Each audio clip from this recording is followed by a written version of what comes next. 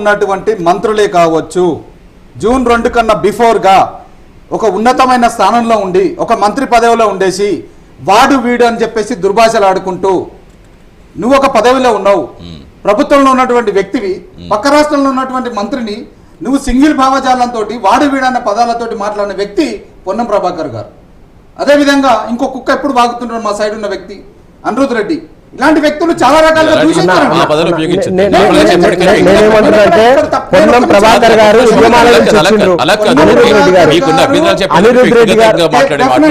ఎందుకనంటే చాలా సందర్భాల్లో కూడా పవన్ కళ్యాణ్ అనేవాడు అని అంటే ఇక్కడ పవన్ కళ్యాణ్ గారు తెలంగాణ గురించి ఎక్కడ కూడా నెగిటివ్ మాట్లాడలేదండి. ఏ రోజు కూడా తెలంగాణ భావజాలను కానీ, తెలంగాణలో ఉన్న వ్యక్తులను కానీ, తెలంగాణ ఉద్యమకారులను కానీ, తెలంగాణ నాయకులను కానీ, తెలంగాణ ప్రాంతాన్ని కానీ, తెలంగాణ అస్తిత్వాన్ని కానీ ఏ రోజు కూడా తక్కువ చేసి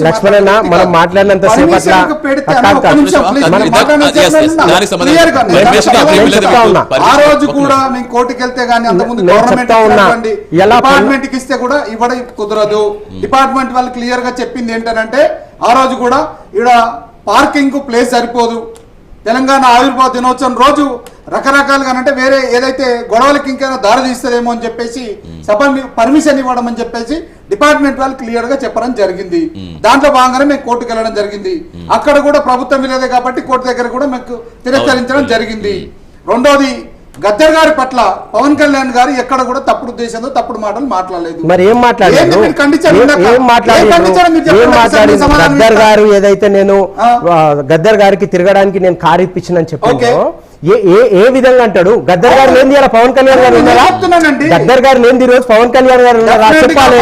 పొన్నం ప్రభాకర్ గారు ఉద్యమాల గడ్డ ఉద్యమాలు చేసి తెలంగాణ ఉద్యమంలో లక్ష్మణ్ గారు మాట్లాడారు. లక్ష్మణ్ గారు నేనేమంటున్నా, అది ఎందుకంటే ఆరోపణలు చేసేటప్పుడు చాలా బలంగా ఉండాలి. గద్దర్ గారికి ఆయనకున్నటువంటి సన్నిహితం అది మీకు తెలియదు. నేనున్న క్లియర్ గా, నేను పక్కనున్నా గద్దర్ గారికి ఆయనకున్న సన్నిహితంలో నేనున్న పక్కన నాకు తెలుసు. ఇదే కాంగ్రెస్ పార్టీ నాయకులు మిగతా వాళ్ళు వ్యతిరేకించారు.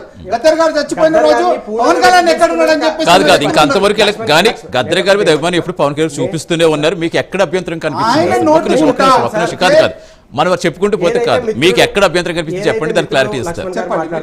పొన్నం ప్రభాకర్ గారు ఉద్యమాల నుంచి వచ్చి ఆ రోజు తెలంగాణ ఏర్పడడానికి కీలకంగా మా 8 మంది గతంలో ఉన్న ఎంపీలందరూ కూడా తెలంగాణ నుంచి తెలంగాణ రాష్ట్ర ప్రజలు మా తెలంగాణ రాష్ట్రానికి మంచి చేస్తారని ఓట్లేస్తే ఆ ఓట్ల ద్వారా ఇలా తెలంగాణలో ఎన్నికయ్యి కేంద్రంలో ఆనాడు కాంగ్రెస్ ప్రభుత్వంలో ఒక గొంతుగా ఉన్న వ్యక్తి పొన్నం ప్రభాకర్ గారు, అంజన్ కుమార్ యాదవ్ గారు, మది యాష్కి గౌడ్ గారు, ఇట్లా చెప్పుకుంటూ పోతే చాలా మంది తెలంగాణ ఉద్యమంతో పాటు వారిని విమర్శించే ముందు మా మిత్రుడు నేను లక్ష్మణ్ గారు నేను మాట్లాడినవాడిని.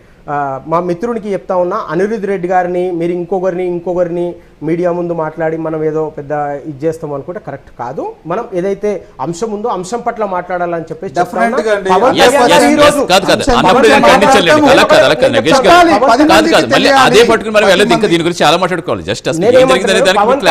ఈ రోజు ఎట్లయితే నరేంద్ర మోడీ అమిత్ షా గారి చేతులలో ఉన్నారో మా గౌరవ మంత్రులు, మా గౌరవ ఎమ్మెల్యేలు కాంగ్రెస్ పార్టీ పట్ల మాట్లాడడానికి అవకాశం ఉంది, మాట్లాడతారు. ఈ రోజు పవన్ కళ్యాణ్ 40 సంవత్సరాలు అవకొస్తుంది. 40 సంవత్సరాలు పైగా పాలించిన party Congress party. Congress party 40 సంవత్సరాల్లో ఈ రోజు కూడా రకరకాల పార్టీలతోటి పొత్తులో ఉంది. మరి వాళ్ళందరి బూట్లు నాకుతుంది, వాళ్ళందరి కిందెళ్ళి బతుకుతుందని కాంగ్రెస్ పార్టీ నేను అడిగానా?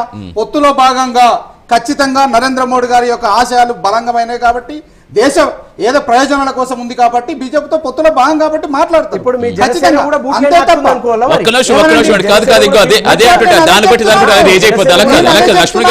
లక్ష్మణ్ గారు విమర్శించడం తప్పు కాదు. ఒక నిమిషం వెళ్దాం. విమర్శించడం తప్పు కాదు, కానీ మరి అలాంటి పదాలు ఉపయోగించాల్సిన అవసరం లేదు. అదే అంటుంటా కాదు టాపిక్ అలా కాదు నగేష్ గారు, టాపిక్ పక్కన దాని వల్ల ఉపయోగం ఉంటుంది మనకి. కంటిన్యూ చేద్దాం. మధుసూదన్ గారు నమస్తే అండి. నమస్తే. మీకేమనిపిస్తుంది అది అనలిస్ట్ గా?